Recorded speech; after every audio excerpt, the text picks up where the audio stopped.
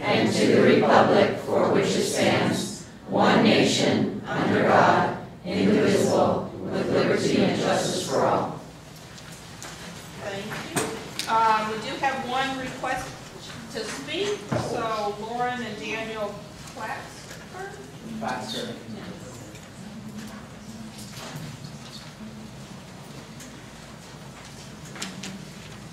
We have 3 minutes, correct? Yes, that's correct. Right, since we're the only one speaking. Okay. We just want to make it clear from the get-go that what we're speaking about right now is more on an awareness, because we feel as parents of, this is a little short.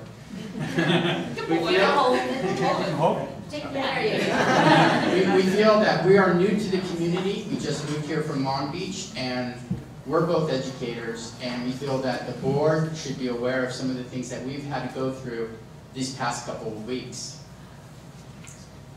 Like my husband said, we're both public school teachers in a local, large urban school district, so we're very familiar with what goes on in a school system, how to negotiate through that system, and we think that you should know that it's a really good thing that we are, because everything that we've encountered since moving to Fullerton has been a bureaucratic nightmare.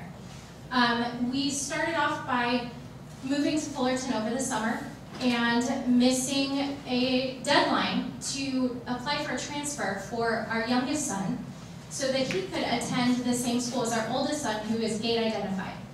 So that just sort of sets the stage for all of the things that happened afterwards. So we encountered a problem, and it wasn't able to be met at the site level, which we understand as teachers is where you start. So we tried to solve this problem. We tried to make some phone calls. I even called the superintendent's office and asked as a parent to make an appointment with the superintendent, where I was told that it is not the superintendent's job to meet with parents, that there was someone else, he had an assistant who did that, and that I could speak with that person, who I left a message for and never called me back. Now, we came over here to the district, and we went to the district office, and we waited, and sure enough, we were helped, and our situation was resolved. And we were helped by somebody else in the district, and he did a fine job for us. But at the same time, we're still waiting for a phone call from the assistant to the superintendent, and we have not received that phone call yet. Now, I was told that the follow-up had happened, but as the parents, we had no idea. And I think that needs to be addressed. The other issue that we had was coming in, like my wife had said, that we missed our deadline in March or April because we weren't sure we were going to even be here. And now we have had to split up our 2 kids. And so now we're not talking about, we've had to split our 2 kids between the 2 school sites. We've talked to both principals. Both principals were very nice, very encouraging, understood us, were empathic, the whole 9 yards. However, both of them said, there's really nothing we can really do about it. So that's why we are here today. So what we really want you to know is that we have a 3rd grader and a 1st grader who have entered this school district as new students, not knowing anyone at the school, not knowing anyone in the community except for each other. And we were forced to make a choice between either placing our son in a 3rd grade gate class where he needed to be and not. And now our kids, I know I'm out of time, but I have to say this. They're separated. Thank you very much. So I have one son at one school who doesn't know anyone, who's a 1st grader, he's 6, and his only support system, his natural support system, is now gone. And that's not fair to him. So the choice we were forced to make was to sacrifice the education of my 3rd grader and enroll him in a regular class and hope that his educational needs would be met so that he could stay with his brother, which is what we tried to do, and we did start the year out that way, and his needs weren't being met. And so we ended up moving him to the Gate School, and now my kids go to 2 different schools. And we understand that schools have to play numbers games, that they have to abide by certain rules and their ed code and all this kind of stuff, and I understand that. But I feel as though my family and my children have been treated as numbers and not people.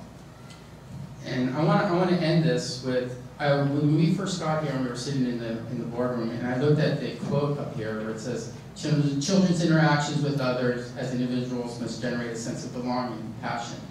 And that's when they have their natural desire to learn. I feel that it's unfortunate that it has taken us a month and a half for my older son to be comfortable now. Now he is going to learn, but now we've compromised my younger son. And unfortunately, we're talking about numbers here, right? But we're not, we're talking about people. And my wife and I are the ones who have to go home and listen to my son cry because his older brother's not there anymore. And that doesn't seem right. We think that there should be a grandfather clause if somebody's in a gate program or a gate cluster at one school site and we're new to a district. Perhaps the other boy or the other sibling should be able to get into that school site. I understand that there are rules and there are numbers, but we are talking about people too. And if we apparently wrongly assumed that accommodations would be made for our first grader because in the district we came from, that's how it worked. And he had been grandfathered into my son's older school because of his placement. And we understand that as a result of this, nothing will happen. Our one son will end up at one school and our other at the other school for the remainder of the year. But we really felt strongly that you guys as board members needed to understand the effect that this was actually having on real kids, on my kids. And so, you know, I'm a special ed teacher. I advocate for my kids. That's what I do for my job. And now we're talking about my kids. So now this is extra advocacy on my part, and I need to make sure that you guys understand what they're going through. I think that's about all we have to say. I have a question. Sure. Yeah, I can. I'm not going to make a statement, I'm going to ask a question. I'm going to ask a question. Is your main issue the communication or the results? Are you talking about the first issue The we whole had? story you told. Is your main issue the decisions that were made and the result of the decisions that were made? Or is your main issue the way you were communicating? Well, I think there's two, I can't answer for my wife, but I think there's two separate issues that we have going on. Our first issue, which was trying to resolve a situation, that was a communication issue. It was resolved, and we were happy with the result of that. But it was not done through the channels that we expected it to be done through. We had to go through an alternative channels, and that person came through for us. The other issue as far as the school site, I think that is a result issue. I don't think it's a communication issue because we went through the proper channels and the principals from both schools were very willing to hear us and understand us, and really we felt like both of them had their hands tied. So I feel it's a result. It's an issue of results. I have no opinion about the story because I don't have the rest of the story, but I applaud you coming before the board to advocate for your situation. Thanks. Thank you. Thank you. And as always, the superintendent has taken notes, and I know we'll look into what actually transpired. And how he can help prevent things happening in the future. Like that. Moving down our agenda, the next item is the superintendent's report. Quick, you're up.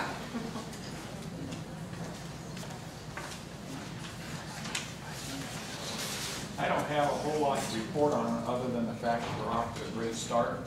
We have about 13,600 students, with 400 of those students being special ed. I did have an opportunity to address the PTA council again just today as a follow-up to the breakfast that we had earlier in the month, and just a good opportunity to share with our PTA presidents and our leaders some of the things that are going on, and also had an opportunity to address the issue of the volunteer schedule and how we can encourage parents to become part of our schools, but at the same time following the law about making sure that we have them properly fingerprinted and TB tested if that needs to be done. So good discussion. I look forward to doing that. Georgine, thank you for the invitation. She gives us a time when we get there, and you're all on time, and it worked out well today. And then you talk too much. I'm sure, Bev, I did. So anyway, thank you. That's all I have to share. Thank you. Okay, information from the Board of Trustees. Trustee Meyer. Good evening. I'd like to welcome Julie Graham back. Is she in the room? Yay! We're glad to have you back in Fullerton. She was introduced at the back to school night at Woodcrest, and everybody was very positive about you. And good luck joining the team. All the back-to-school nights that I was able to attend were very positive. Lots of work getting ready for that, and parents were excited about a new year. I want to say good luck to Richmond School. Are you two here? I'm really excited because they have a validation visit for the Golden Bell, and being a Golden Bell person myself, it's a really exciting time. Good luck at the validation. Congratulations, that's great.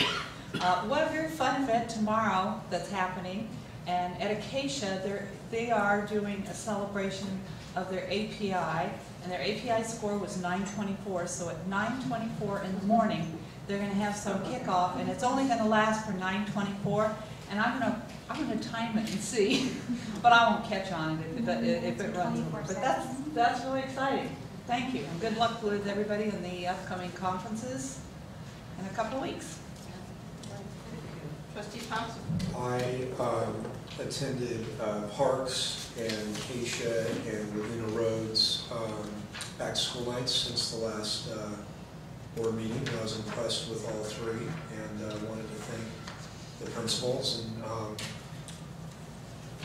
they just were all, as always, they were very impressive. I did notice, I've noted this pretty much at every back to school night that I've gone to. It concerns me that some of the teachers aren't impacted at all when we walk in the door.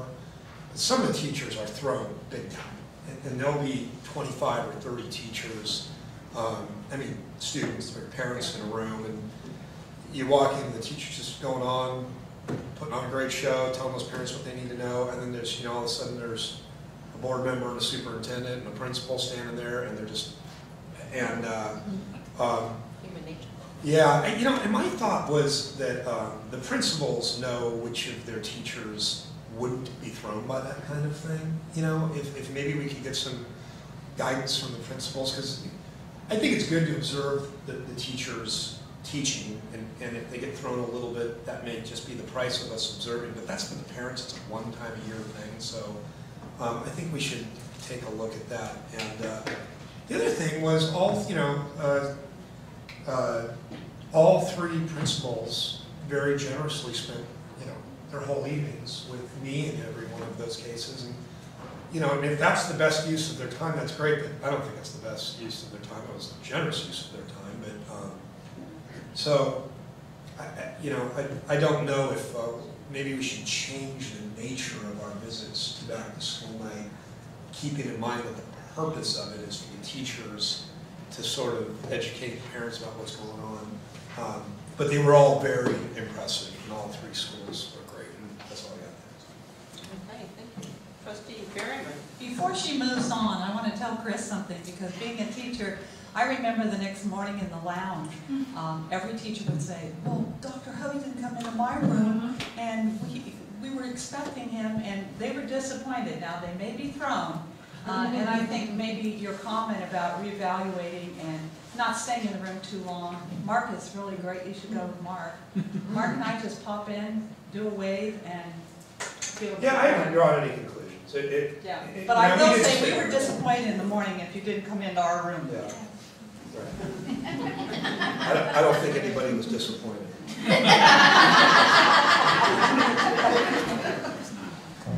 I've always kind of felt that way with back to school nights.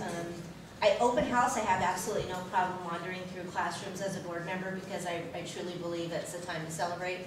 I think back to school nights being, all of us have been parents, and I just felt like that back to school night is a time where your parents are connecting with your teachers.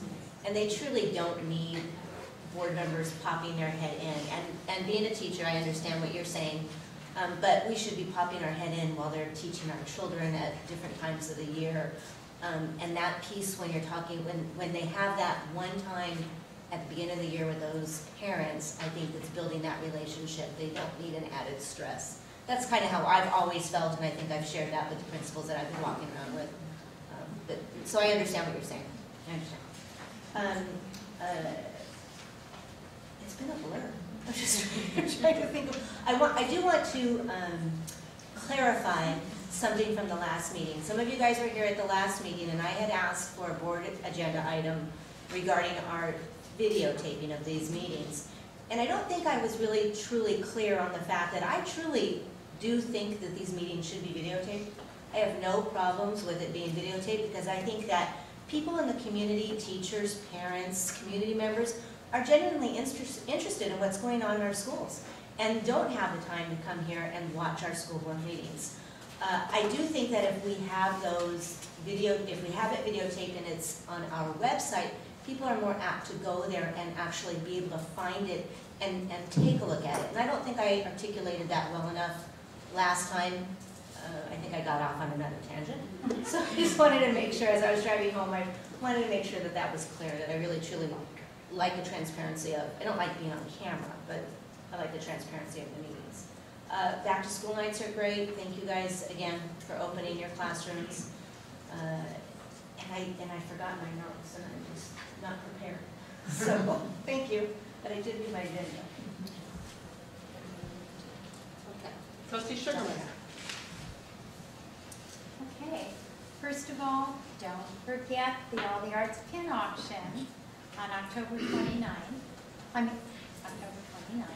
Tickets can now be bought online, and they're not exclusive of parents, community, or staff, so push the buttons and enjoy.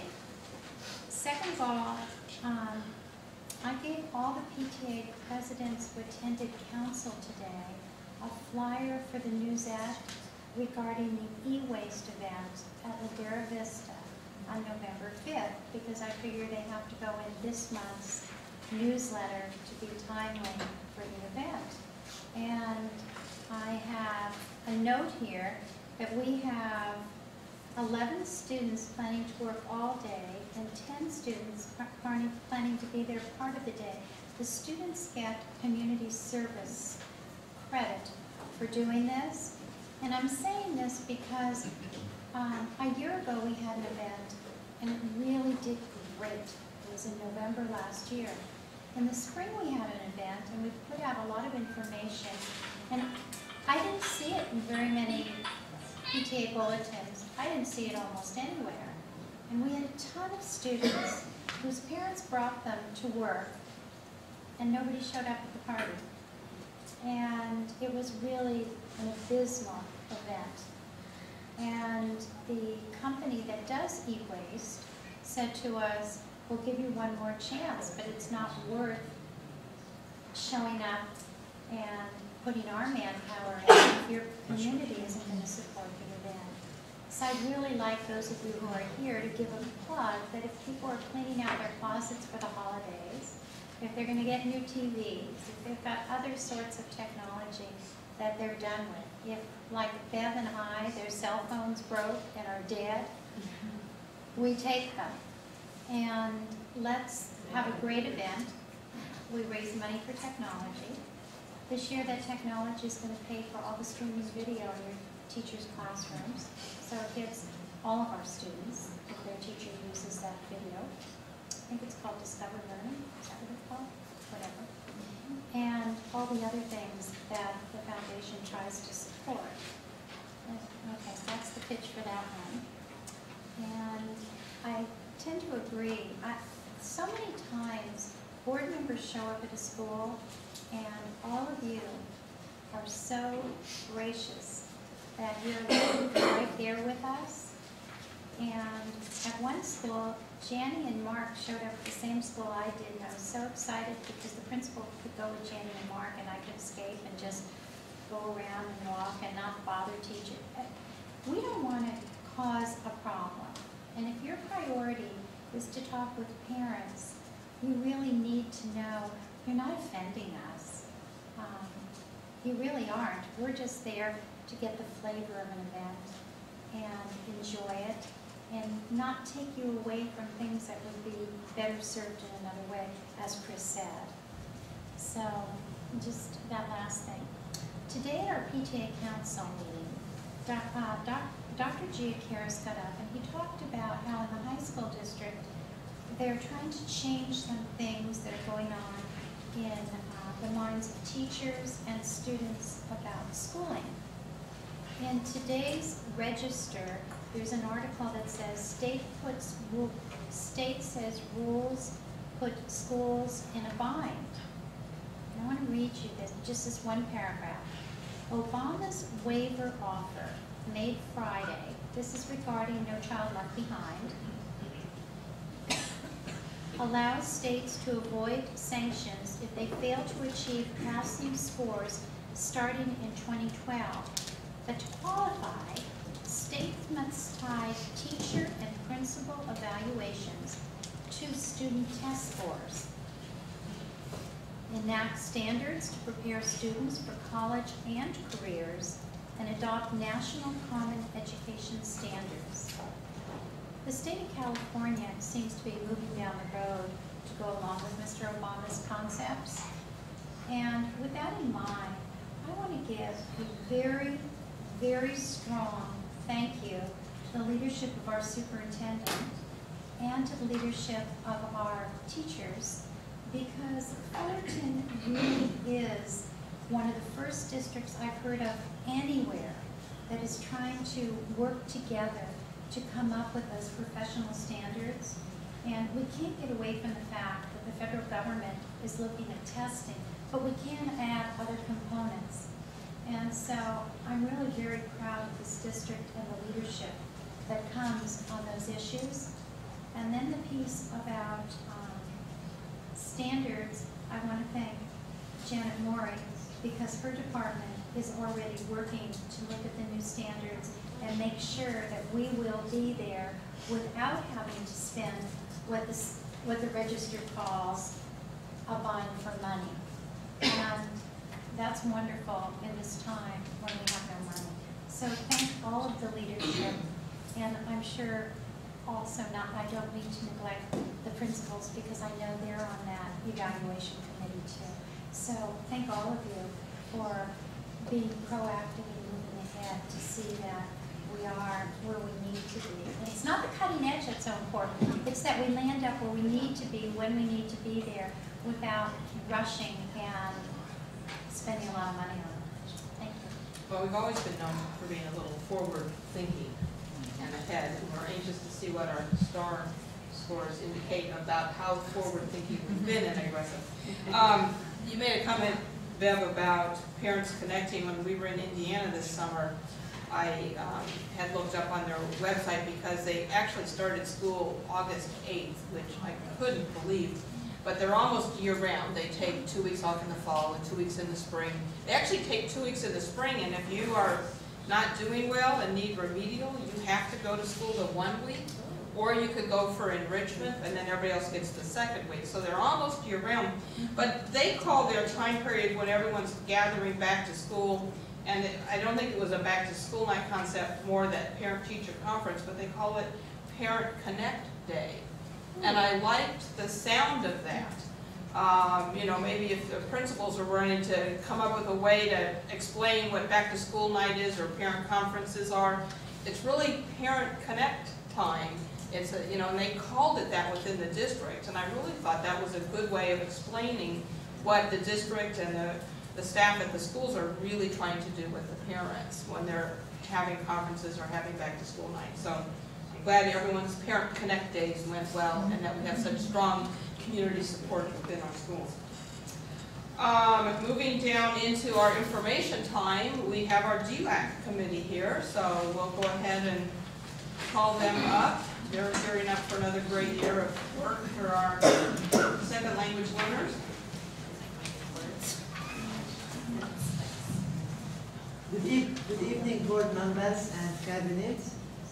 My name is Wafa Saada. I am the DLAC chairperson from Acacia School. We had our first district English learner on Friday, September 16th at Pacific Drive Elementary, with more than 100 people in attendance. We covered many topics, including responsibility of DLAC, the R30 report, and the SELT California English Language Development Test. Good evening. I'm Sochi Perez, DLAC chair from Golden Middle School. Mr. Song Chi from Educational Service came and tell us how to read and understand the STAR reports sent over the summer.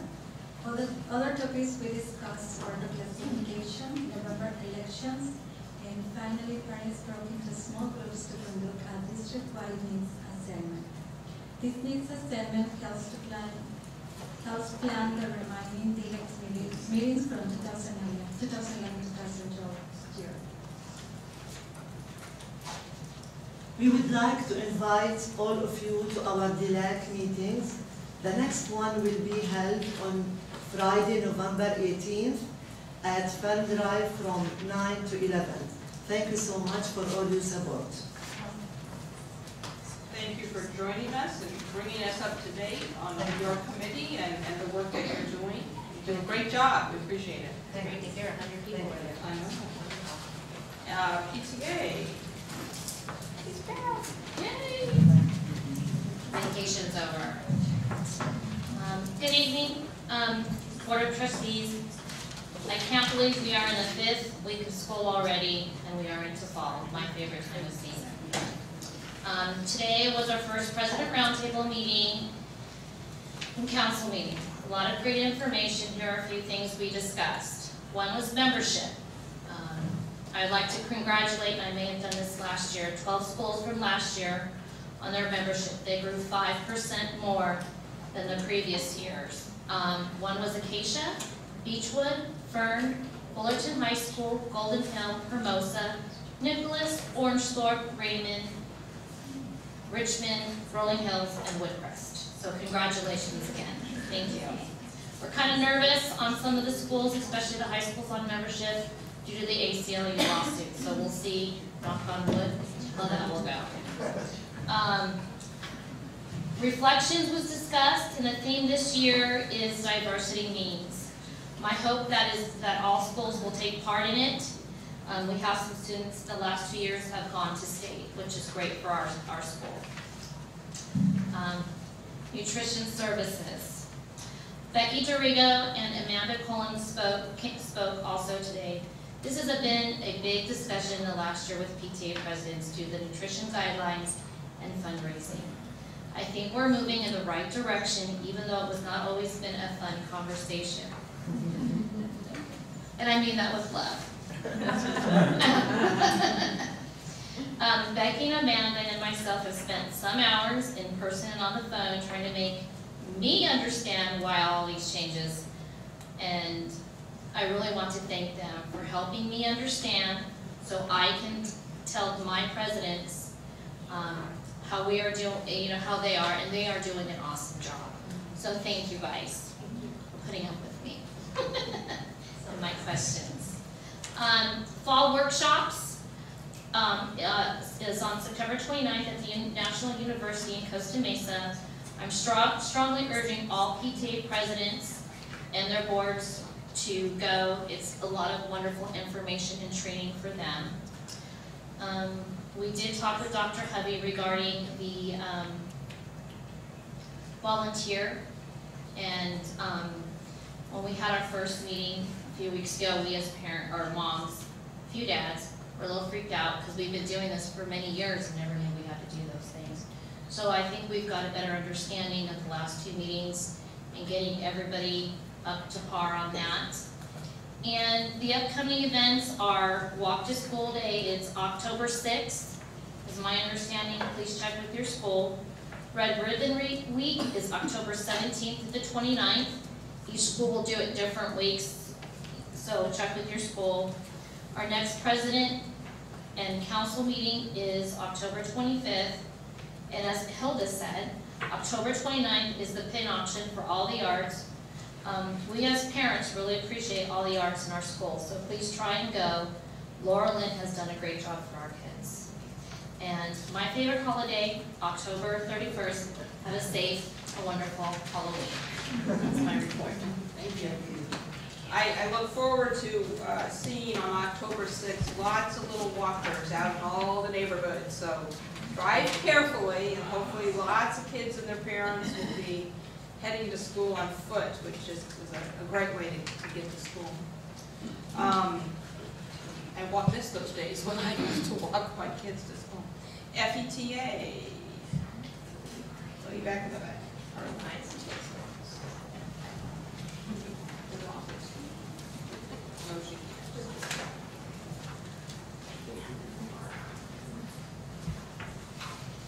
Good evening to you all. Thank you, Hilda, for your words regarding the No Child Left Behind decisions that President Obama has made. The issue of No Child Left Behind has plagued teachers for several years now. CTA has encouraged teachers to erase, rewrite, and reauthorize this legislation that has caused student success to be evaluated using one test, and teachers to tie their salaries and competence to the results of the students' scores on that same test. The state of California has said in response to No Child Left Behind that by 2014, all students would be proficient in language arts and math. This unreasonable goal, while a wonderful attempt towards excellence, is completely out of sync with reality and the actual capability of California's students, considering the tremendous diversity teachers face in their classrooms. Last Friday, President Obama took a welcome step forward by establishing some more reasonable goals while still maintaining the original intent of this legislation made when Lyndon Johnson was in the White House, which is a commitment to civil rights, high academic standards, and success for all of the nation's students. According to President Obama, states will have unprecedented freedom to waive some of the basic elements of this flawed Bush-era legislation. Obama's announcement allows states to scrap the requirement for 2014 that all students demonstrate they are proficient in math and reading if the states meet conditions designed to better prepare and assess students. It is past time to stop labeling schools, teachers, and students as failures. California has shown steady improvement on the standardized tests administered to the students each spring. Students will still need to be tested in math and reading, but there will be greater emphasis placed on measuring growth over time. Students who attend schools marked failures over No Child Left Behind are eligible for extra tutoring and school choice. The President's plan would allow the state, given a waiver, to decide if they would use the same solution or an alternative. The majority of states will likely apply for waivers. Kids only get one shot at a decent education, says President Obama. For this reason, he has stepped out on a limb and attempted to overhaul this legislation where Congress has been unable to creatively address this issue. It remains to be seen whether any of these ideas will be successful. CTA has been lobbying for years that No Child Left Behind's principles be readdressed, and we are one step closer to having this wish granted. Let us as teachers hope that this will not cause us to regret that wish.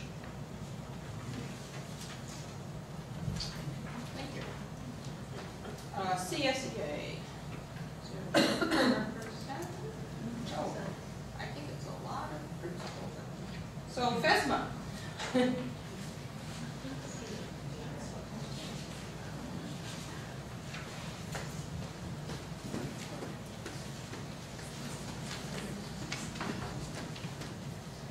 Good evening. It's my pleasure to be here and to see all of you again. We continue to work in our schools right now to identify the student that we would like to recognize for every student succeeding. That's going to be held on December the 8th. We're hoping to get those nominations in by November the 10th so the families can be notified and join us in the reception, so that's really exciting. Our board is meeting shortly to talk about some of the scholarship guidelines, because we're hoping to give some scholarships to students as well. We're hoping we're getting enough membership from all of our members here in the management team.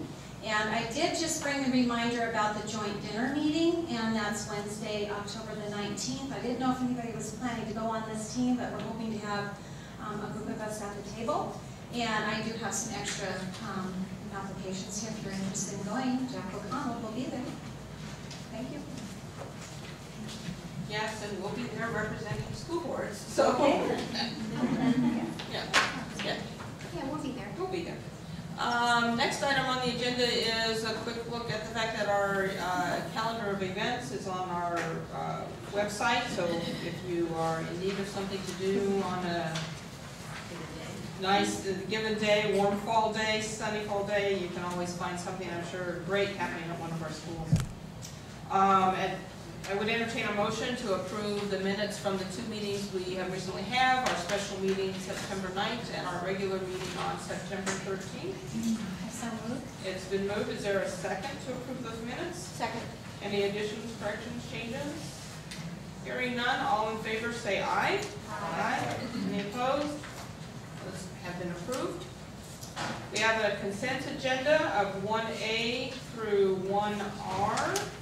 Would entertain a motion to approve the adoption of our consent agenda. I'd like to pull 1N for discussion. Okay. 1N has been pulled. Is there a motion to approve? I want to, I need to discuss a number of items, so I don't know if we want to poll them or not. Do you want to poll or do you want to just discuss it? Let's we can poll. I want to poll 1C, 1I, 1L, also 1N, and 1Q.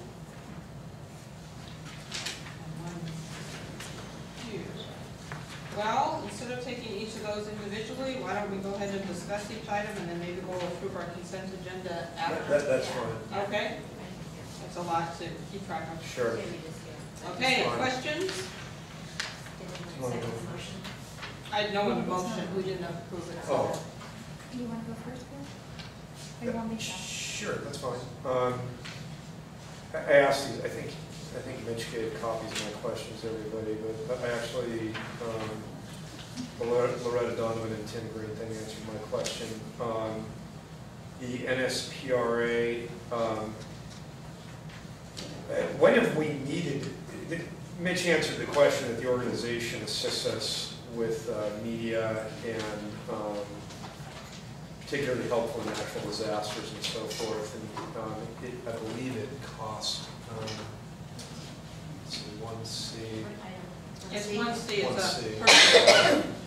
purchase order. Well, what's an example of when we actually used this organization? What I can say is that when I was Director of Administrative Services and I was responsible for the public information part, by going to these workshops and conferences, it gave me training on how to work with and deal with the media in times of disaster, in times of when there were issues that the media were very interested in. So basically what it does is it gives you support when you do have these things. If you've got questions, you need support, then they're a good resource to call in order to get support. It is something that what's called for support? I can't tell you when I would have called it, because I know that my assistant gets different reports and gets different written information materials throughout the year. This is something that was already approved back in June for our membership, so. Well, I didn't approve it. But it is, what it really is a support, and really what it comes into most use is when you have a natural disaster, you have something that happens, you've got someone to call and be able to give you support.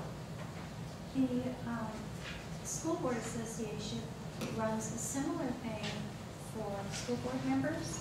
It's a class to go to, and I went to it a while back, and it was really great. It was so, it took away some of the fear of dealing with the press.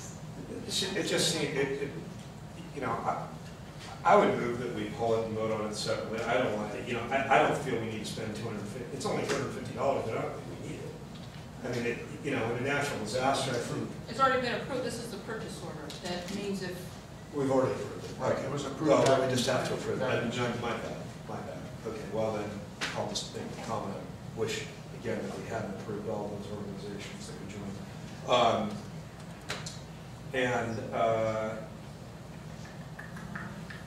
No, I'm looking at,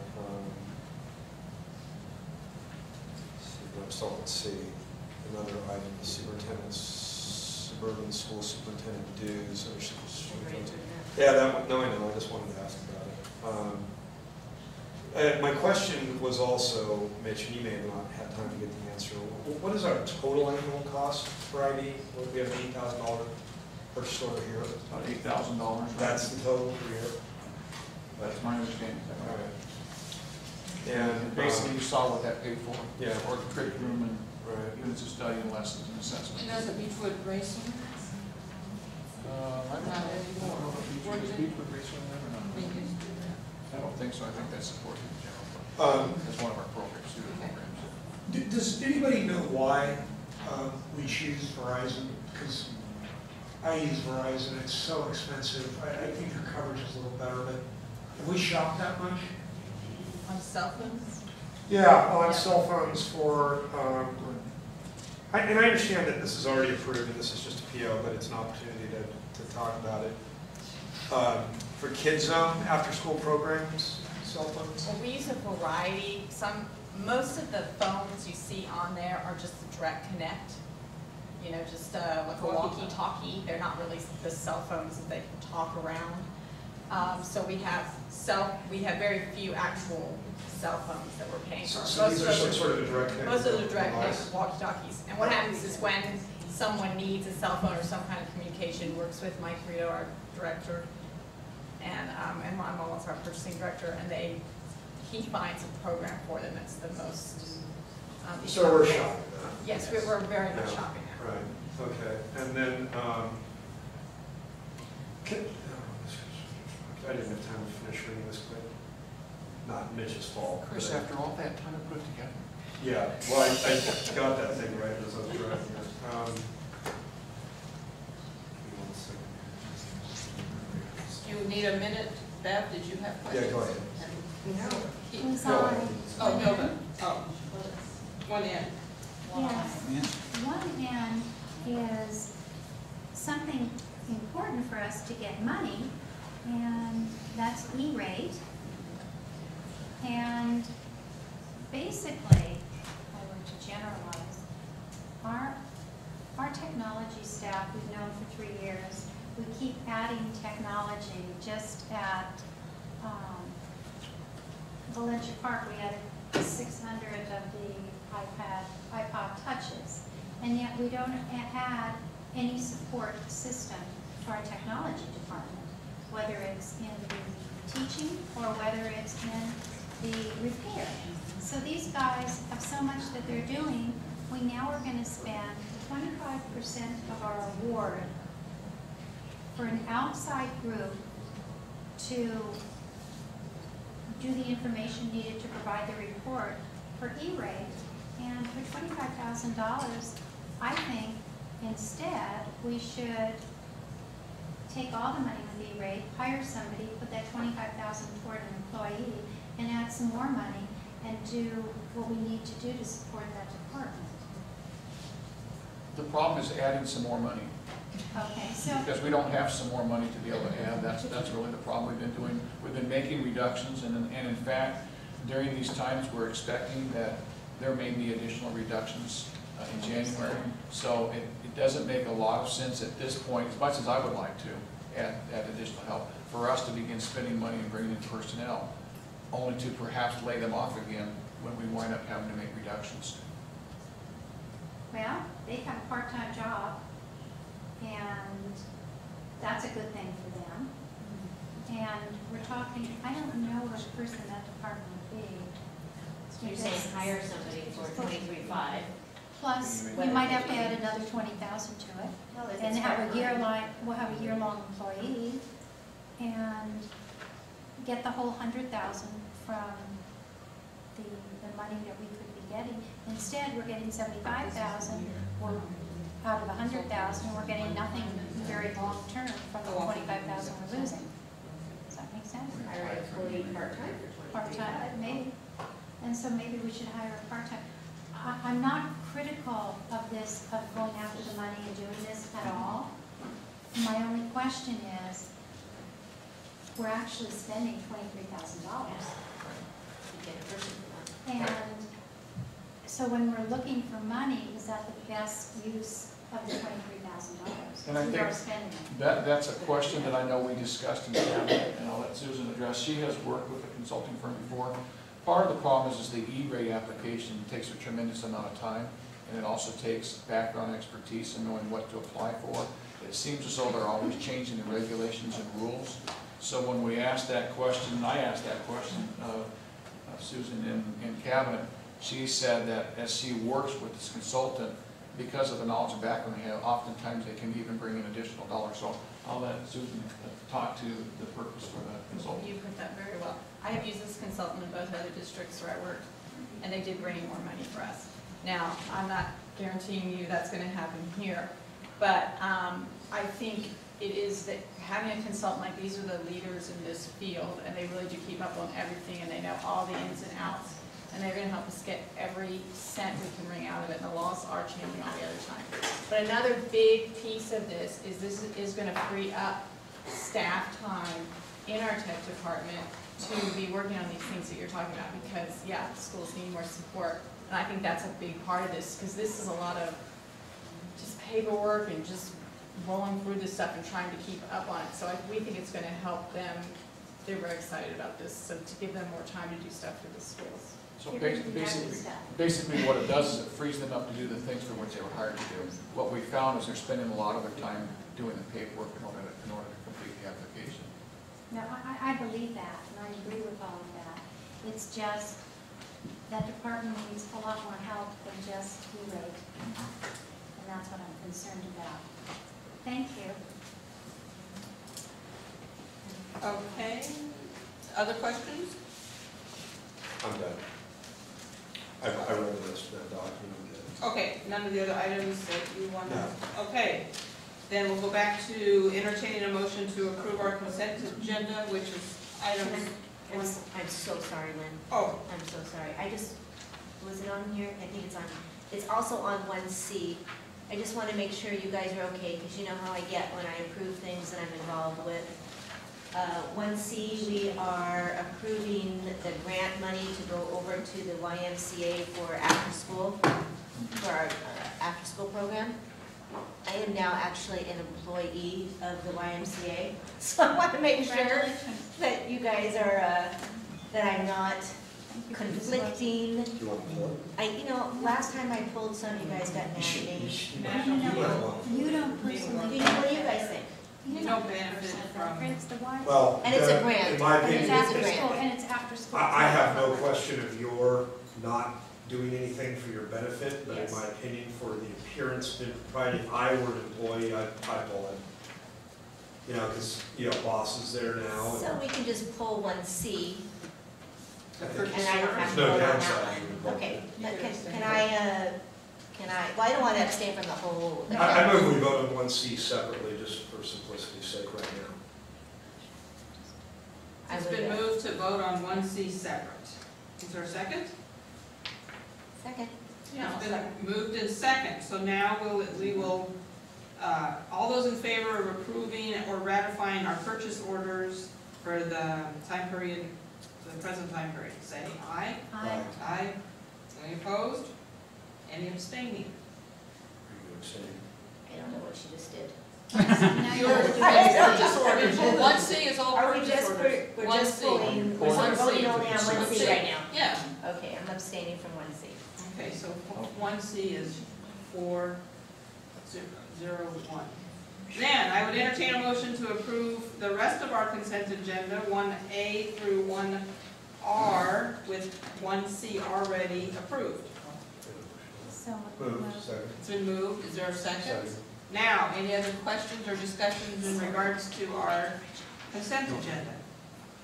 Let's clarify the motion and the second. It's items 1A through 1R with 1C Who pulled. moved?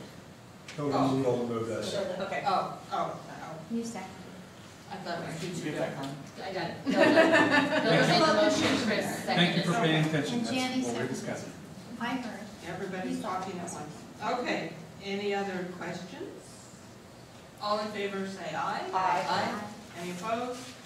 That consent agenda. Can I make a comment? I don't know if this makes sense, but in light of the fact that Is that YMCA thing gonna come up other than like once a year? No, just once a year. It comes up once a year, I think, but I don't think it comes up more, does it? Hold on, you do get allocations that you'll see, I think, about quarterly, I believe. Mary Lee, are you here? Yes. What is the allocation? Is it just once a year, or isn't it No, multiple? I think, this is actually the payment to the YMCA. Yes. It'll be once a month. Once a month? So that means you won't But vote it's on a purpose. grant, we're given a grant, they're a Yeah, it's partner. not like we're funding it. That's You know, we're not fine. funding it, it's a state grant, Prop 49. They're just And it funds, allocating funds. three of our partners, Boys and Girls Club YMCA City of Fullerton. And it's their invoice that's paid for by the grant, they'll be one time per month. I say that just each time it comes up, I'll just make a comment, and as long as you guys are okay with it, I just want to disclose it so that it's Would fully you- there, that, Would you give them a qualified check with legal counsel just to make sure? yeah, I'm sure it's not a problem because I'm not directly benefiting from You're that. I feel better about voting for that one than I did the Needlework Guild one, only because I have an active role in that one. This one, I'm just part of a group, so. Okay. Okay, so we'll clarify what the rules are in regards to being employed with organizations within the community and our involvement. Okay, our consent agenda is now done. We'll move on to our action items. And the first one is 2A, and the next few following that all have to do with signing. Who has approval to sign for vendor claims and orders? So, item 2A. I move that we accept adopt resolution number 11/12-16, authorizing the electric approval of vendor claims and orders for the Fullerton School District 22.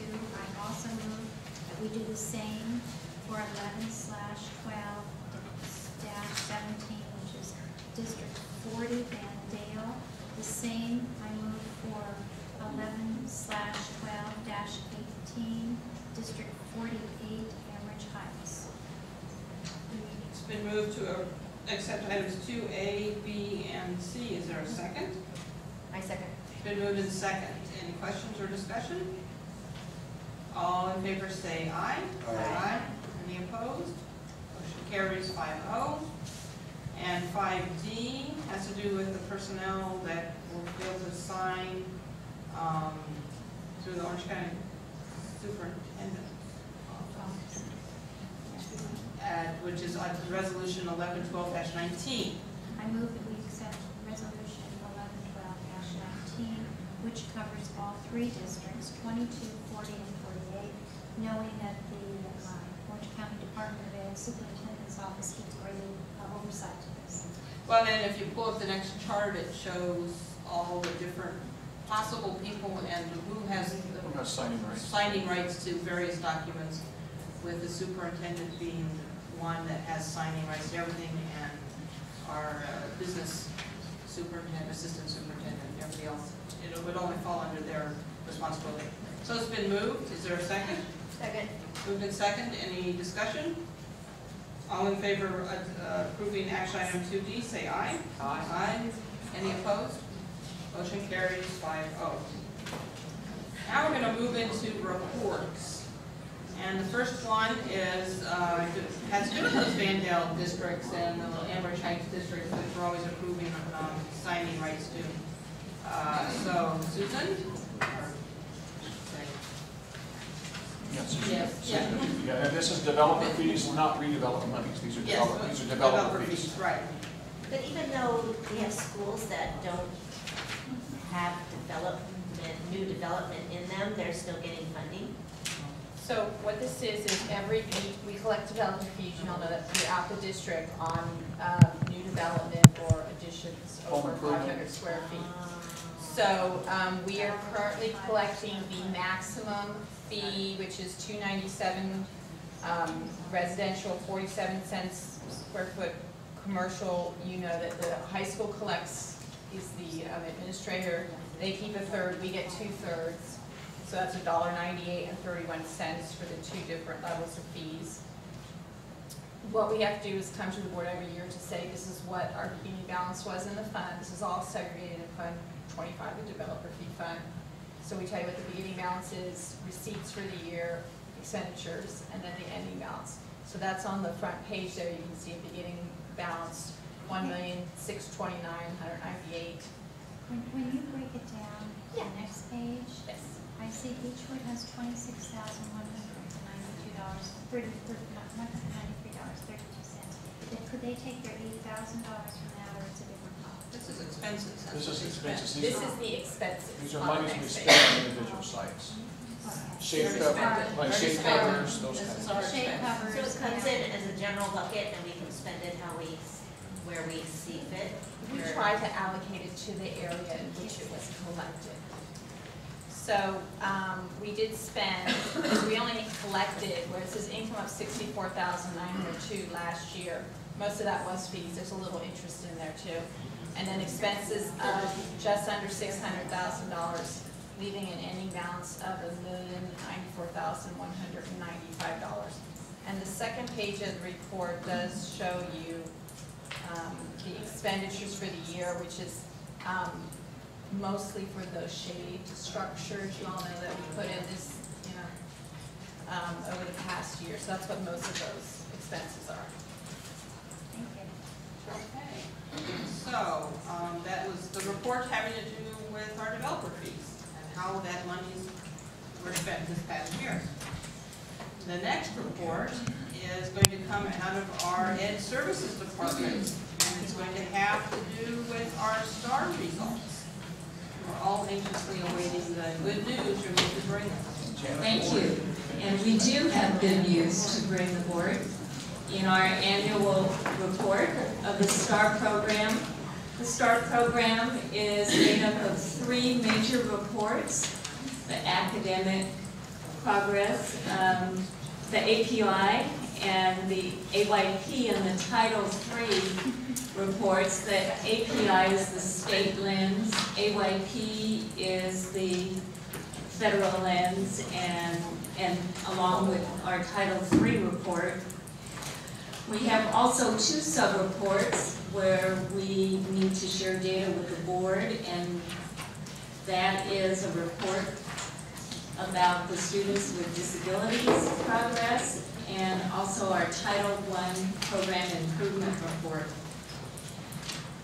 I'd like to introduce the team that's going to be presenting this evening.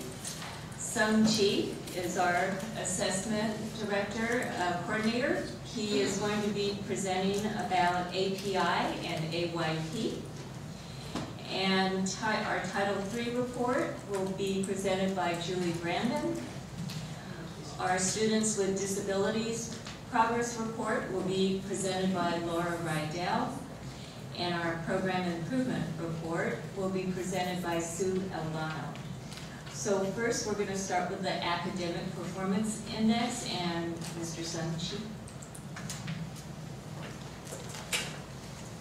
The Academic Performance Index report is the state's accountability reporting system. And the API report is based on a point system that's assigned to the 5 different performance levels, from far below basic all the way up to advanced. The California Standards Test, the California Modified Assessment, as well as the California Alternate Performance Assessment are the tests that are used to calculate API. The CMA and the CAPA tests that we just mentioned are actually tests that are specifically designed for students with disabilities. And later in the presentation, Laura Rydell will take some time to go over those 2 tests. So there are 4 different content areas that are tested to calculate API. You'll notice though that English, language arts, and mathematics roughly make up about 90% of the actual API total score. Fullerton School District has continued to show growth in its API every year and has exceeded the state's target of 800 API points the past 4 years. Compared to the state, Fullerton School District has grown 71 API points in the last 5 years, while California has grown 58 points in the same time frame. Here's a list of schools with an API in the 700s. The next list of schools have exceeded the state's target of 800 API points. And last list of schools have exceeded the 900 API mark. the most amount of points, API points that a school or a district can receive would be 1,000 points. There are no schools in California or any districts that are at 1,000. Now we'll take a look at the Adequate Yearly Progress Report, which is the federal accountability reporting system. Unlike the API, which has 5 different performance levels, the AYP report really just focuses on 2 performance levels, that being proficient and not proficient. There are various criteria that must be met for a school or a district to make AYP. The main criteria being percent proficiency, so we highlighted that in the list. Sorry. Yes? I'm sorry. Can you go back one slide? Sure. Is this a slide? Yeah, it looks like a perfect bell-shaped curve. Right? Is that unusual? Visually it does, but the test itself and the API scoring is not based on a curve system. I know that. So, But isn't it unusual? I mean, is this what we're seeing throughout the state, balance in districts? oh yeah, and it really depends on each district, because every district has different types of schools, some Title I schools and some non-Title I schools, while some other districts might have more Title I schools and so forth. So it's really hard to say that every district would look similar to our schools. But it's been exciting that we're moving out of the left-hand column and more into the right-hand column. Definitely. And it's nice to see that right-hand column getting heavier and heavier. So. Right. Thank you.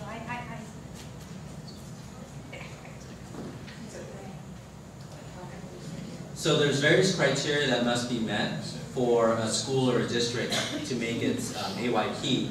And like I mentioned, really the focus is around the percent proficiency.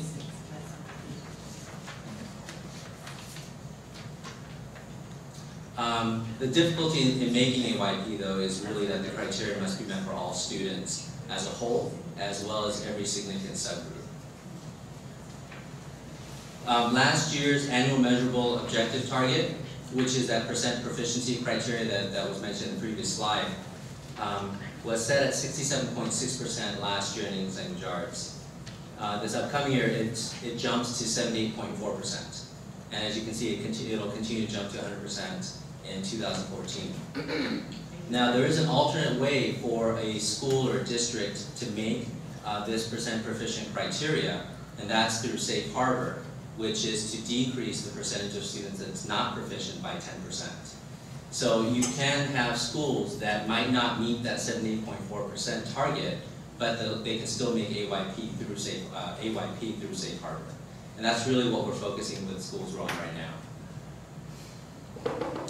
In math, last year the percent proficient criteria target was set at 68.5%.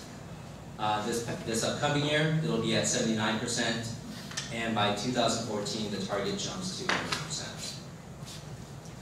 And so, as you can see, that climbing ladder, Safe Harbor will play a more important role, especially for schools and districts, to make that AYP. So they have to make 10% less students in non-proficient areas? Yes. So now we want to take time to report on specific grade level data as well as subgroup data. The numbers displayed on the following graphs will show the percentage of students that are actually proficient. So in looking at English language arts, there was an increase in the percentage of students proficient from last year in all grades, except for grades 2 and 6. You can see that in grade 2 remained the same, while grade 3 dropped 3 percentage points from the previous year. Compared to the county and state, Fullerton School District continues to have higher ELA scores in all grade levels.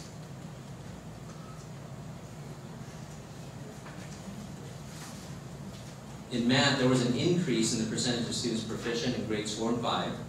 Grades 2 and 7 stayed the same, while grades 3, 6, and 8th grade general math dropped a few percentage points for each of the different grade levels. Compared to the county and state, Fullerton School District did have higher scores in all grade levels except for grade 3, where there was a 1 percentage point difference. But you can see that in all the other grade levels, Fullerton School District had a higher percentage of students that were proficient in mathematics. For the higher level math classes, there was a 1 percentage point growth in algebra for both grades. In geometry, we had 99% of all geometry students that were proficient.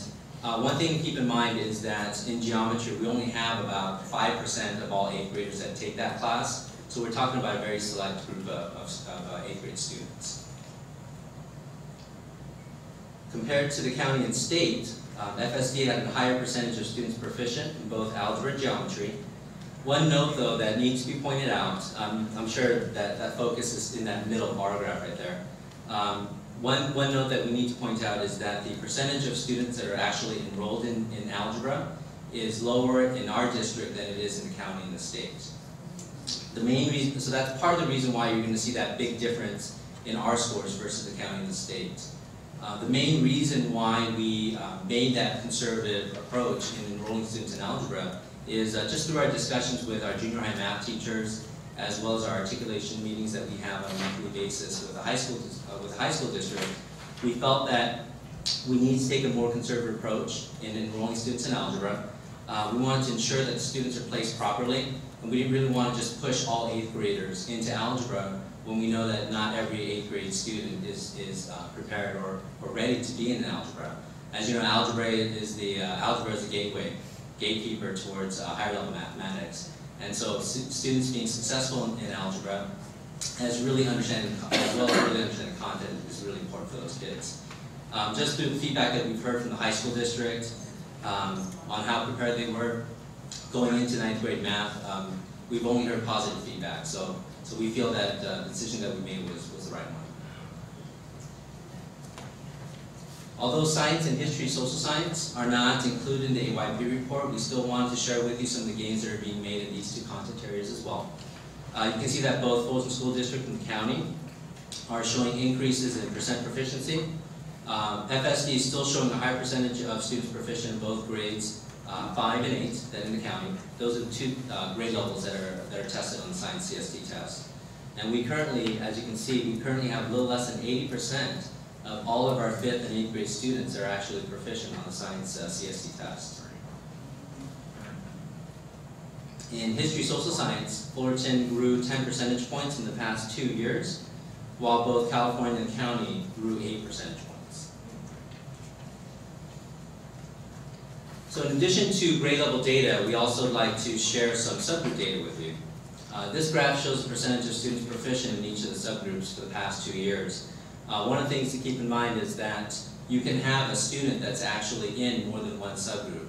So for example, if you had, let's say, an Asian student who was also an English learner, who was also a student with disability, that student actually would be counted in all 3 subgroups for API and AYP purposes.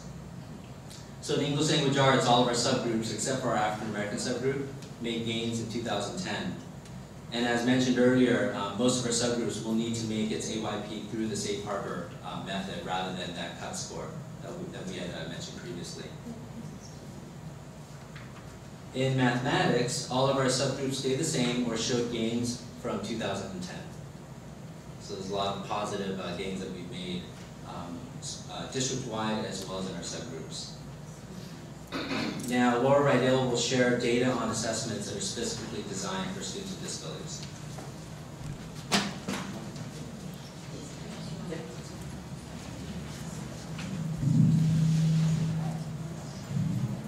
3 different tests are available for students with disabilities.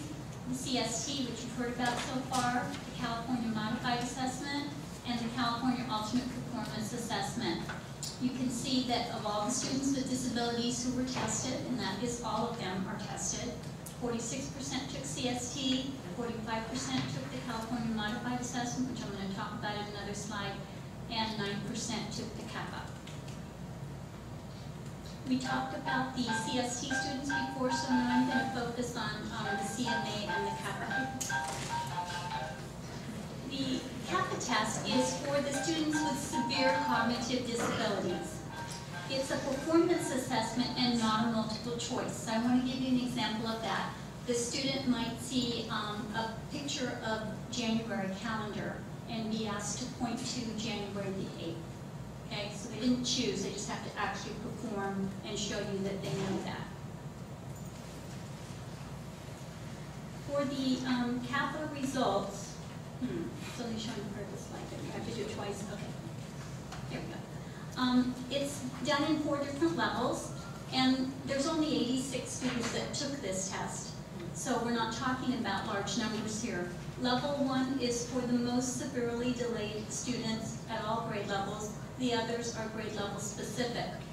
So what we did was we combined all the data into the slide there, and you will see very impressive improvement by these students who showed us what they had learned in English language arts and math and science. The California Modified Assessment is something that's only been around for the last few years, and that's for students who need, even with interventions, they would not get to grade level proficiency. So we are giving them an opportunity to show what they have learned, and the IEP team decides what portion of their assessment will be done through the CMA. They could take CST in math because they're good in math, and they might take the CMA for English language arts because that's the area that's most affected by their disability. And I wanted to explain to you that how modifications are built into the test, because this is a content test that's the same content as all students receive, but on these tests here, the CMA test, there might only be 3 test items on the page instead of 5 test items. The font will be a bigger size. There might be more visuals. So it's just how we present the test, not the actual content of it. And if you are interested in seeing that, once again, showing very, very good rates of proficiency here in English language arts improvement over the last 3 years, math and science. And now Sue Albano, who's the Director of Educational Services, is going to talk about Title I program improvement.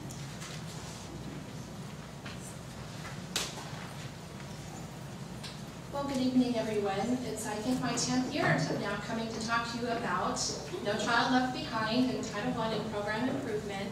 And as you well know, in order to fall into program improvement, district or school has to miss their AYP goals for 2 consecutive years in the same content area. Interesting to note this year, we've read a lot of paper about the waiver, the number of schools and districts that are falling into program improvement because of such a high level of proficiency rates.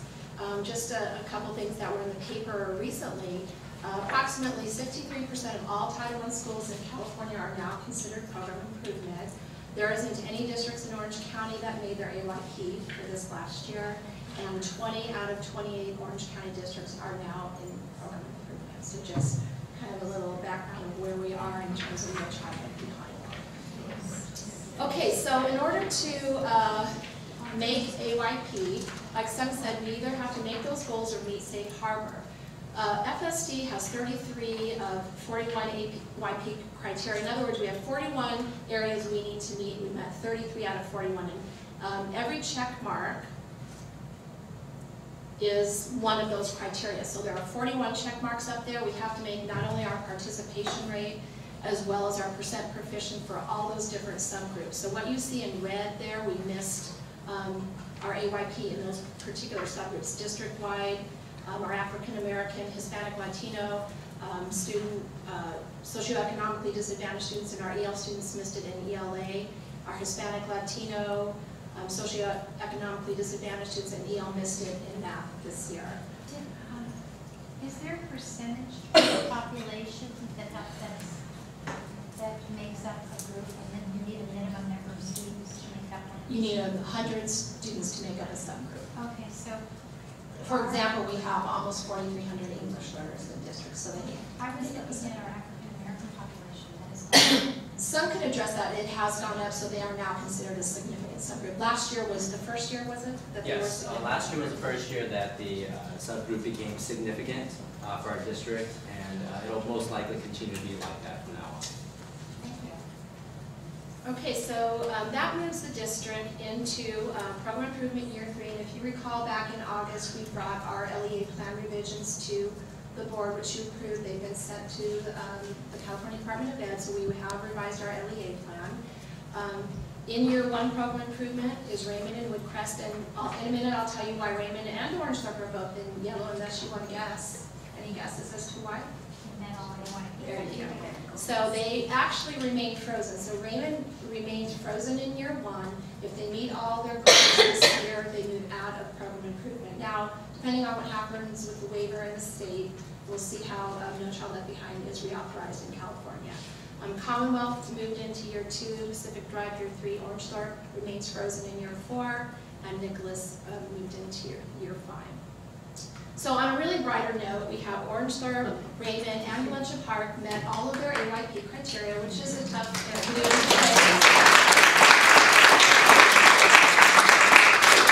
so really the program improvement sanctions are only for Title I schools.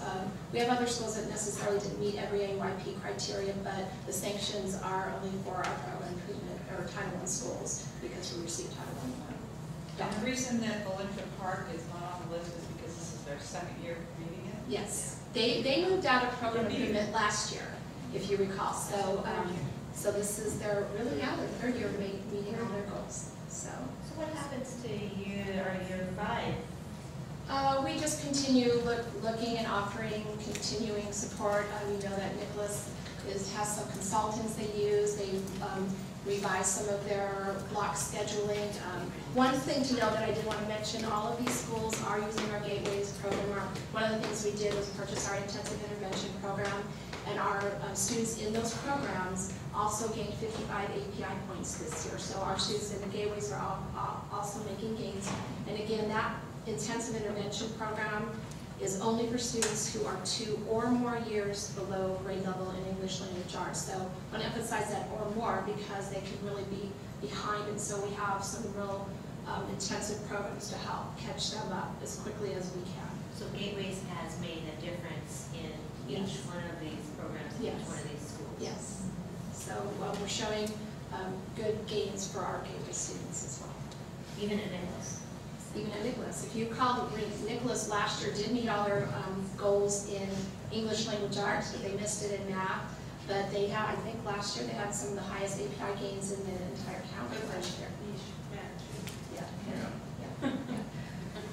Okay, so with that, we give Julie Brandon, our program specialist for EL, among other things, all those different hats. She'll talk to you a little bit about the Title III accountability. Hello. So not only do our English learners have AYP accountability, they also have Title III accountability, which means they have more benchmarks that they need to meet, and I'll discuss those with you right now.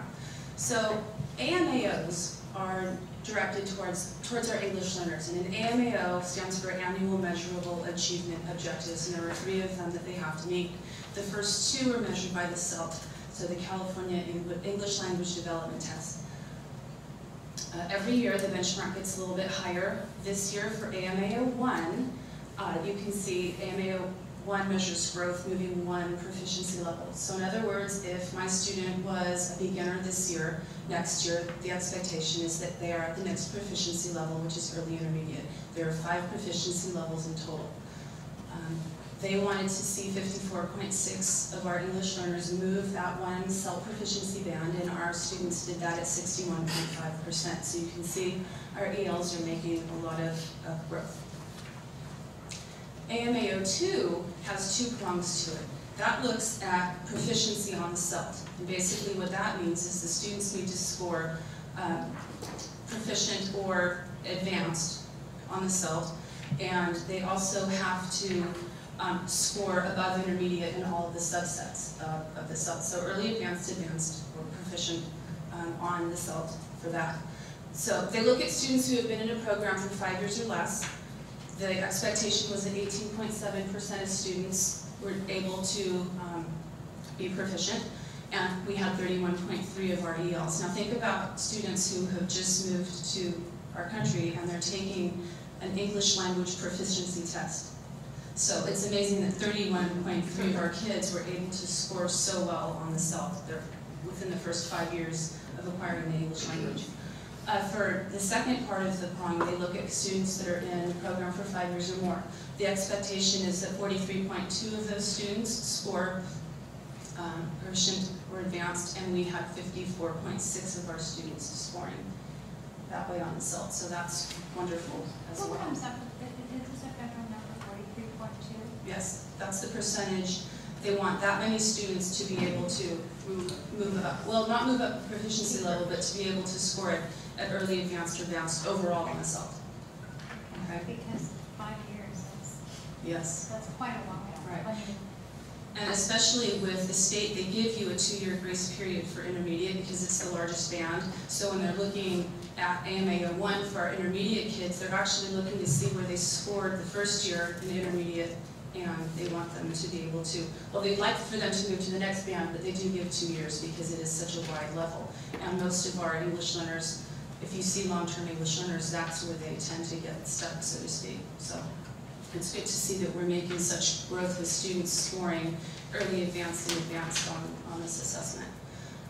Okay, so for AMA 03, what we're looking at is the AYP growth, the benchmark that they have to meet there. 53.1% of our kids scored proficient or advanced, and you can see the nice increase in growth over time.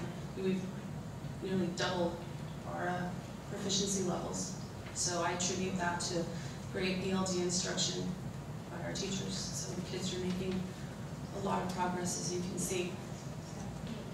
And again, for math as well, a nice ladder up. We're looking at different populations of children. We're looking at English learners. So this is the EL subgroup for AYP. So these are based on the CST assessments, whereas AMA 01 and 2 are based on the SELF. So these children, every year, once they accomplish this English language skills, leave and a different group. Not necessarily, no. I didn't mean every one of them, but I mean the group is fluid. The group is fluid, yes. And with every year, we have different numbers of students being reclassified. A student is counted in the EL subgroup for 3 years. They have to score proficient or advanced on the CST for 3 years to be able to not be counted in the EL group. Okay. So yes. So it's not the same band going across. We're not looking at Johnny over But at this is mathematics. Yeah, but this is mathematics. It could be. Yeah, I don't know. It's not You never know. It's not a perfectly matched longitudinal cohort. Right, it's but- because we always have a different number of population of EL students in the district. They're about 1/3 of our population right now. We've seen some increases, we've seen some decreases, so. Can I just want to get this straight. Way back in 2004, Yes. we were proficient in teaching these children to be proficient or advanced at about 23%. 23% of our students. 28.6. I'm Looking at English language. Oh, are you looking at English language arts? I'm sorry, Okay. I'm looking, I'm on the wrong slide. I was looking at English. Okay. Okay, now, in the year 2011, whoever made up that group, whatever students were now in the Fullerton School District, who were not 3 years proficient, fell in the band, so they're a parallel group of the 2004 group, but we are now educating them to be proficient 53.1% of the time. So in other words, we're doing a better job of teaching. Oh, absolutely. That's the point I want to make. Right. That how we taught them in 2004, we weren't servicing them super well. But now we're doing a much finer job. Absolutely. For the same type of population. And if you also consider the test that's used, it's the English language arts test. It's not the English language development test. Right. Right. So it's interesting how we're asked to look at our EL students who are learning English, but are tested on the English language arts so test. by definition, So that's the difficulty is the kids aren't tremendous. proficient in English, but yet they're held to the same accountability levels And they're as doing students. better than some of the other subgroups we have. I Yes. mean, that's what's astounding. If we go back and look at the significant English language subgroups, our Hispanic subgroup is doing less well than our English language learners. So that means Hispanics who speak English. Yeah, but also keep in mind though that there are students that are mixed in both subgroups. I understand, but it's remarkable that this disaggregated subgroup did better than our Hispanic group, including children who are fluent in English. And I would wager to say we should look and figure out why we're doing better with new people acquiring a new language as a whole group than people who already have the language and are taking the same test. And part of that group. They don't necessarily have language, because the Hispanic subgroup may, am I right, some significant portion of the Hispanic subgroup may also be EL. It's this group too. Yes, Yes, yes, it'll be a pretty yes, totally. significant group. But the EL group alone is doing better than the mixture. But do we know what percentage of our Hispanic group is EL? 78. Well, it's almost what it is. Yes, but why aren't they doing, why isn't the Well, there's a lot of one-fifth more bringing that score up higher? But I don't think the score that you're looking at is the same one that you're looking at on previous pages. The AM. This is a different assessment. This is the CST as opposed to these two being the these are the two federal pieces that look at the California English Language Development Assessment, which is actually being given right now in the district. So the students are held to two different types of assessments. Thank you. Yeah, it's not the same. Right, and just to let you know, last year, we had 28 languages represented in this cohort. Yeah. It could be worse. I have 190. Yes.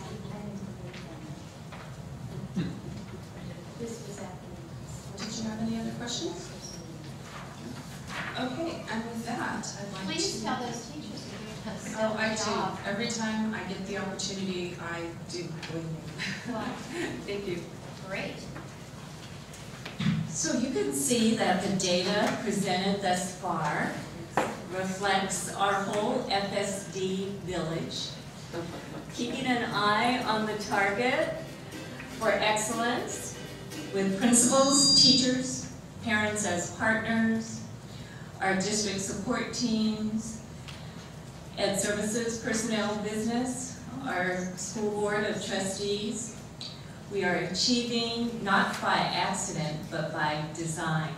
We have much to celebrate, and we want to share and close with some highlights from our many successes.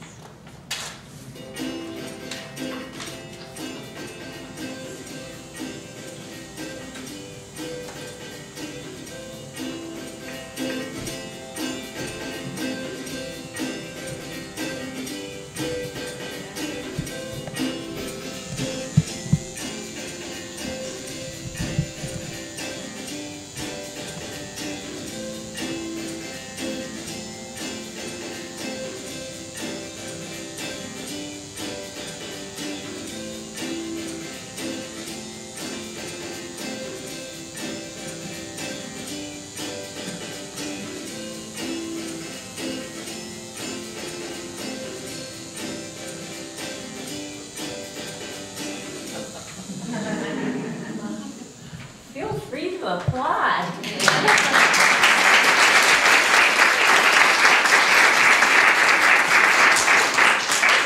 Thank you. That concludes our report, and we'll answer questions if you have them. Thank you, Janet and team. I know a lot of time and effort goes into analyzing this, and to all the principals out there, thank you, thank your staff for their dedication to the wonderful children of Fullerton, because it's exciting to see what a quality education we're offering out there to them all. So let them know we're proud of them. Any questions? Anybody have anything they'd like to ask about our 2010-11 STAR results? No? Yeah. Okay, this brings us to the end of our agenda with the last item, of course, the board member request for information or possible future agenda items. I have several things. Anybody else? First one's just sort of a request. I don't necessarily want to agendize this to see if we can maybe kind of have more consensus, but that when board members request certain things to be agendized, and then there's a second, and therefore they're going to be agendized, if we could either have them scheduled by the next meeting, or at least have information as to get them scheduled by the next board meeting. In other words, they're either scheduled for the next board meeting or before this next board meeting, we have a date as to when they will be agendized. We've had a couple of items last week, and I have no idea when they're going to be agendized, other than months, sometime in the next many months. So, is there any thought on that? I would think that, yeah, I mean, if you're bringing up something and it's second, then having a date or a, It shouldn't take more than 2 weeks to get it on a calendar. Well, some things will take longer to get on the calendar, but at least they can be targeted towards, we know when we're having our meetings, target towards in January, the second meeting of January, we'll talk about this. Yeah, what I'm trying to avoid is that 2 weeks go by from asking something to be agendized and having to have no information as to when it's going to be agendized. I would like some specific information as to when items should be agendized within 2 weeks. I would move we make that policy if I'm not getting much, or move that we agendize making a policy, because I guess I don't know if I can. No, it's not on the agenda, so. Well, either. So your point is that you really would like to know a frame of reference of when something will go on the agenda after the board has made a request. Yeah, within a couple of weeks. Well, right, because like today, this was a good report, and it's understandable that this would take priority of other things, but we need Well, to yeah, be but it's able also not super late, so, if there's a reason something can't be agendized for, 3 months, then let's hear the reason.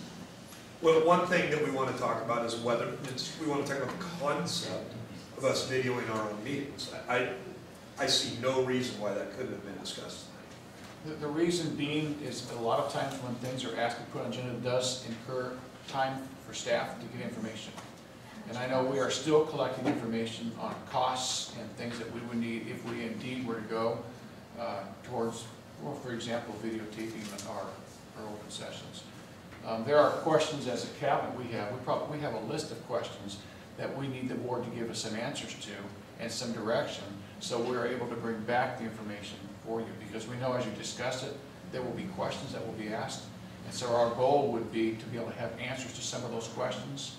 For example, costs, materials, what's the quality of what that video should look like? Is it something you just want to set up in the back and let it run? Is it something that you want us to monitor? Do we edit? So there's a lot of questions and things that come into mind. So in order for us to give you an idea as to when it would be, we really need to get some direction as to what. I have two thoughts about that. Number one, it was not put on the agenda to get proposals or options from staff as to how to go about videoing meetings. It was simply agendized to discuss whether we should video meetings. That's a philosophical question first. But I understand you wanting to have some technical background, and that's why I made a great point.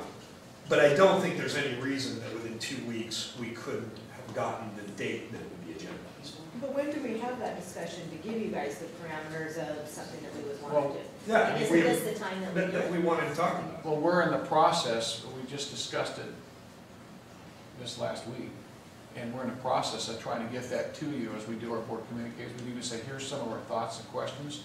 You need, if you would, give us some input as to things you're looking for. Because aside from the question of having a discussion, there was other information that was wanted by some of the board members as to, gee, if we're going to have a discussion, it would be nice to have some ideas as to costs and materials and those kinds of things.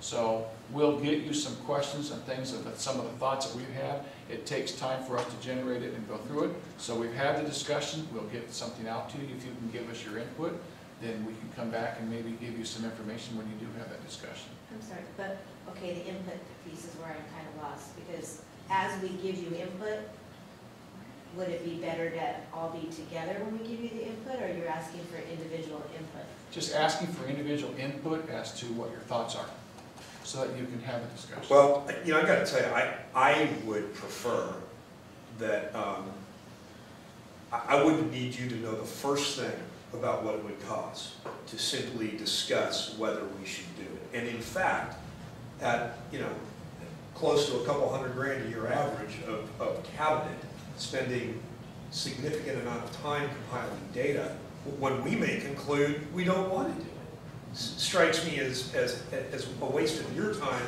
before we send, I mean, there may be 3 people getting, I don't want to video this thing. No one's going to watch it. I mean, as a hypothetical, there's no point in spending all that time. But my main point tonight is, I don't want to wait 3 months.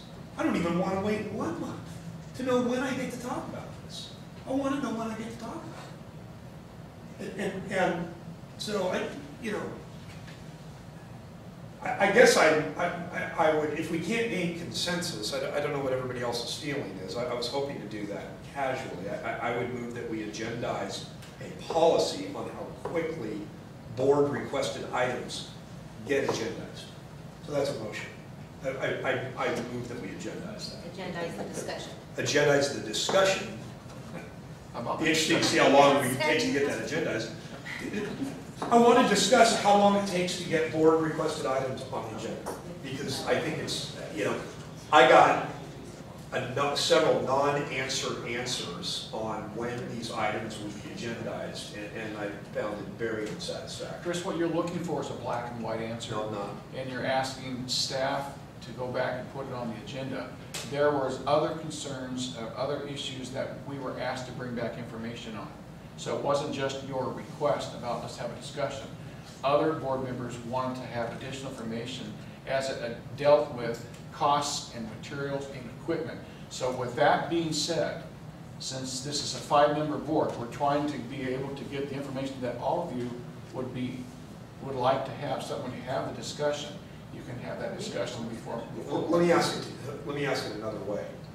How much time would be a reasonable amount of time to get hard information as to when any agenda item could be put on the agenda? It depends upon what So the agenda there is no item, number. it depends upon what the agenda item is, and it depends upon what kind of information we, as a staff, need to bring back. So how do I solve my problem if I feel like I can't get information as to how long it's going to take to get something agendized? How do I make that better?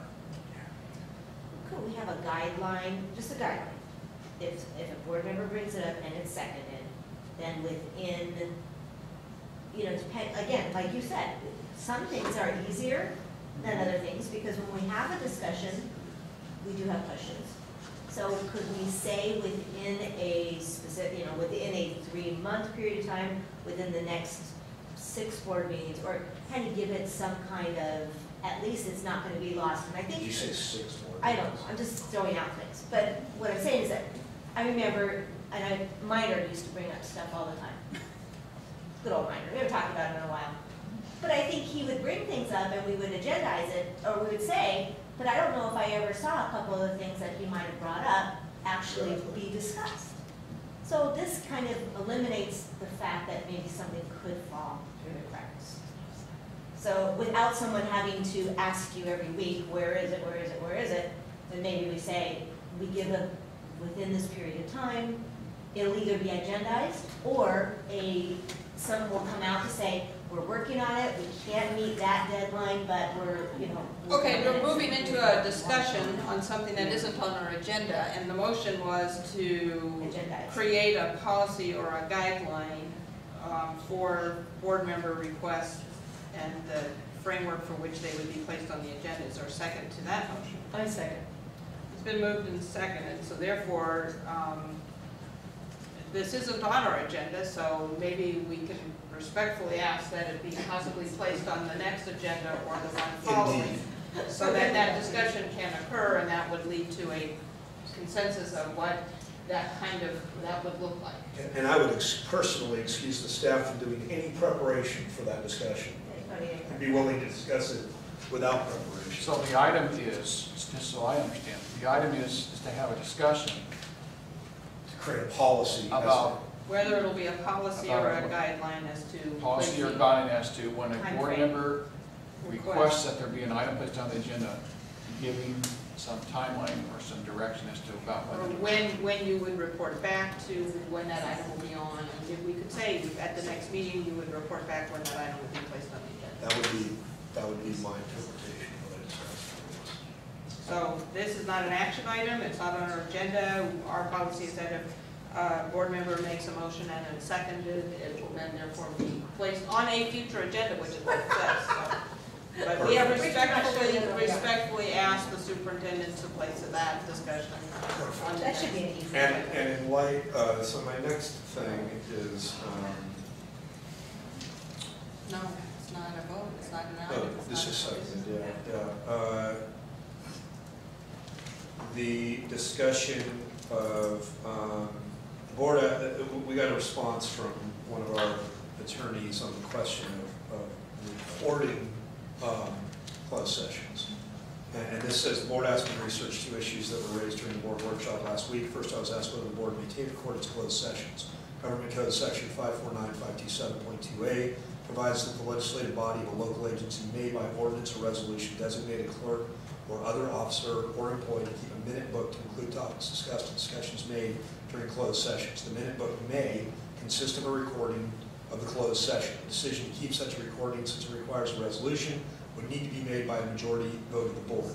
Unless such resolution is adopted, individual board members and others who may be present during a closed session should be mindful of Penal Code 632, which states in part, and this was, I'm pretty sure, put there for me, saying don't reveal stuff that's said in closed session, which I agree with. I'm not going to reveal anything in closed session other than to reveal a generality that I believe has occurred in closed session, that non-malicious, unintentional distribution of incorrect information may have had a significant impact on at least one vote that has been made in closed session. For that reason, and also for the general reason of being an advocate of transparency in government and thinking openness is better than non-openness and record is better than non-record in government, I would move that we just agendize the discussion or vote at a future agenda, at a future date, recording, and if we do record, how long we maintain recordings of closed sessions. Or taking notes. Well, I'm moving that we discuss recording or taking minutes. Hold on a minute, folks. Recording or taking minutes. I would advocate for recording personally, but yeah, we can discuss both. I would amend my motion to recording or taking minutes in closed session. There's a motion to add that to our agenda. Is there a second? I would second that one. Okay. Excellent. So that will be added in the future after we determine how long you have to. Which one's a priority? Yeah, when's that going to be on the agenda? Third thing, I would also like to agendize discussing recalibrating our board meetings. It is my belief that it is a huge disservice to the taxpayers, the community, the children, our constituents, and no fingers being pointed here, truly no fingers being pointed here, that we receive our board packets and our agendas 2 business days prior to board meetings. Board meetings occur every 2 weeks. I understand significant time is needed by staff to prepare agendas and prepare items for agendas, but we have 2 business days typically to read our agenda, ask questions, do research, consult other folks, do the good work that we were elected to do. We get it Thursday night, so we have. Or Friday morning, too. Friday and Monday. No, okay, So you have Friday, 2.5 days. Friday, Saturday, Sunday, Monday. Well, those aren't business days, but fine, we have, whatever, it's not very much time. And I personally believe there's a really, really, really easy solution to this. And I've said it before, and I can't get a good answer as to why we can't do this. All of the items that are not part of that world where they come up and must be voted on immediately. I understand that there are some items like, there's some legal issues that arise where we only get information and must take action on it immediately. Those could stay on the same calendar that they are on today. Maybe it would require an extra meeting to make this happen. But all other agendized items could continue to be prepared by staff as though the meetings were to be held on the dates they are currently scheduled. But in reality, we move all meetings back 1 week. We shift all meetings back, or even 2 weeks, so that we keep the preparation schedule where it is now, but just move the meetings back a week, so that we have 7 business days or 9 days to do a better job for our constituents. But after the first meeting, we fall into the same problem. You could hold 1 meeting a month. No, not if we hold, not if we continue to hold. For example, we had to get our agendas and our packages last Thursday, right? That was what the board held themselves accountable to, or what our superintendent held his staff to. But, you know, again, this is not an on-agendized item. I'm going to bring that up again. I think that Good point. Good point. you're. I want to discuss, I would like.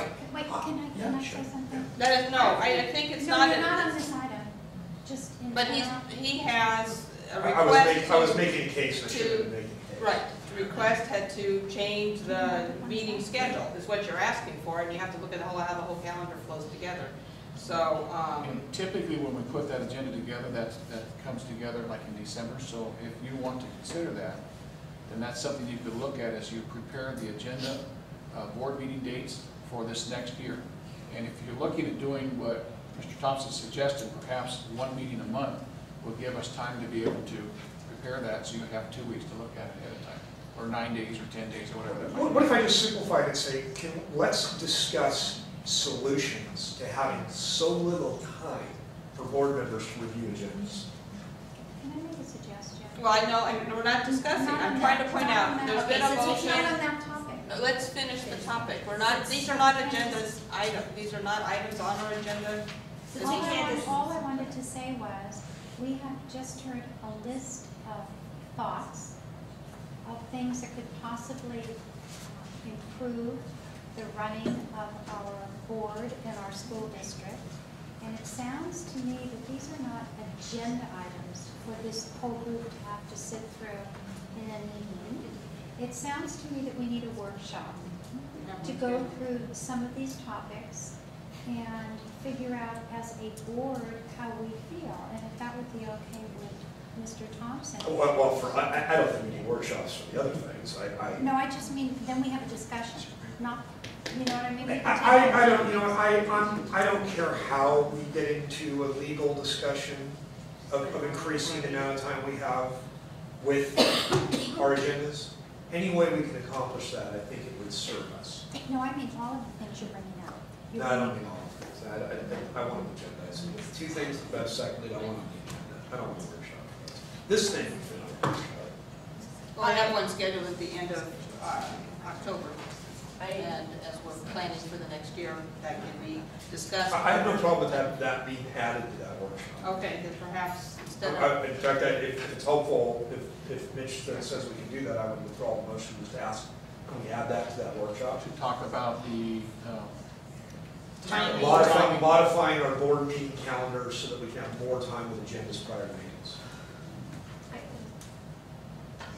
That Okay. work? Yeah, look at it. I'd be happy to put that, but I just remind the board that that's the opportunity for that's where I go through my evaluation and share some of the. Well, if it's not good, it's not. So I know you can add it to it, but just. Then maybe we should just agendize it. I mean, I think it's an important issue. Let's just get it on the agenda. I'm gonna second. Let's just get it on the agenda. And, Okay. I find myself running out of time and looking at stuff on my way here, which, so I understand what you're saying. I mean, well, maybe not. Getting So, yes, all yes. remind, I'm seconding it's it. not, I'm this just is seconding. not something on the agenda. yeah, fair enough. I'm just seconding. Just to remind you by protocol. Now we've got 3 additional things to add. Anything else? Yeah, I have a piece of information. I'm not seconding this one. I'm not making a motion. I want to pass something along to the community, and I need to be somewhat careful about how I say this. It is my belief that this district staff puts in some effort at identifying and evaluating and pursuing, terminating certain employees, teachers, and staff, but teachers is actually my main concern, that they pursue this. And I have asked directly of staff that a list of all of these efforts be produced and put before me or us as a board. And I want to report to the community that I'm being stonewalled by the staff and even to some extent by a majority of the board on that issue. I'm a big believer that the biggest problem with public education with respect to the United States decline in performance and standardized testing against industrialized nations is mostly about our country's unwillingness to terminate the bottom performing teachers. I would like to make, that is a major initiative of mine, to work as hard as I can in the world that I exist in to advance that cause. And you can't even discuss how to improve that situation if you don't at least identify the bottom performers. So I would like to publicly ask the superintendent that he generate a complete list of every employee that they've identified as even potentially being somebody that they would consider terminating or investigating terminating or have investigated terminating or done any work toward terminating, and present that list in closed session to the boards. I'm making that request publicly of the superintendent, and that's all I have to say about that. I'd like to allow my other board members the opportunity to add any future agenda items if they so choose at this point. Anyone else have any requests? On that note, we are adjourned.